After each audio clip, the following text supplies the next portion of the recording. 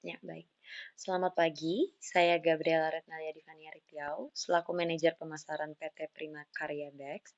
Pada kesempatan ini, saya akan memaparkan analisis kinerja penjualan tahun 2025 serta usulan strategi pemasaran untuk tahun 2026 berdasarkan data perusahaan. Tujuan presentasi ini adalah untuk menganalisis tren penjualan selama tahun 2025, mengidentifikasi penyebab utama penurunan penjualan, serta memberikan usulan strategi pemasaran yang dapat diterapkan untuk meningkatkan kinerja penjualan di tahun 2026. Secara umum, kinerja penjualan PT Prima Karya Bags sepanjang tahun 2025 menunjukkan tren yang cenderung menurun. Penjualan ini tidak stabil dan sangat dipengaruhi oleh aktivitas promosi. Sementara jumlah keluhan pelanggan terus meningkat. Pada slide ini ditampilkan data penurunan penjualan dari Januari hingga Juni 2025. Terlihat penurunan yang terjadi secara konsisten selama 6 bulan berturut-turut. Dengan penurunan terbesar pada bulan April sebesar minus 9,1%. Penurunan ini bertepatan dengan pengurangan anggaran promosi, serta mulai meningkatnya keluhan terkait stok dan distribusi. Tabel ini menunjukkan hubungan antara anggaran promosi, penjualan, dan keluhan pelanggan pada semester kedua. Kenaikan penjualan hanya terjadi pada bulan Juli dan November, yaitu saat perusahaan menjalankan program promosi.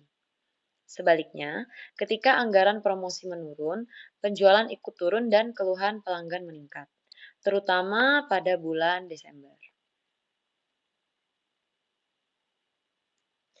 Dari hasil analisis, terdapat dua faktor utama penyebab penurunan penjualan. Faktor internal meliputi pengurangan anggaran promosi, kendala distribusi, dan pengolahan keluhan yang belum optimal. Sedangkan faktor eksternal berasal dari meningkatnya persaingan dan perubahan perilaku konsumen yang sangat bergantung pada review online. Inti permasalahan yang dihadapi perusahaan adalah promosi yang tidak konsisten, menurunnya pengalaman pelanggan, serta melemahnya reputasi digital. Apabila tidak segera ditangani, kondisi ini dapat berdampak pada penurunan penjualan yang berkelanjutan. Dari analisis tersebut, saya akan memaparkan 4 solusi. Solusi pertama adalah mengoptimalkan promosi melalui digital marketing yang lebih efisien. Fokusnya pada media sosial, marketplace, kampanye tematik, serta kerjasama dengan micro-influencer untuk meningkatkan visibilitas merek dengan biaya yang terkontrol.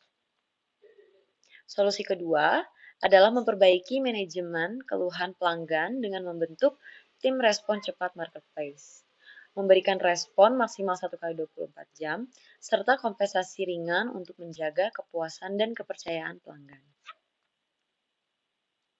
Solusi berikutnya adalah memperkuat koordinasi antara tim pemasaran dan distributor, sehingga promosi hanya dilakukan pada produk dengan stok yang aman dan distribusi yang siap. Solusi yang terakhir adalah perusahaan juga perlu mengembangkan program loyalitas pelanggan seperti sistem poin, bundling produk, dan promosi khusus pelanggan lama untuk mendorong pembelian yang berulang.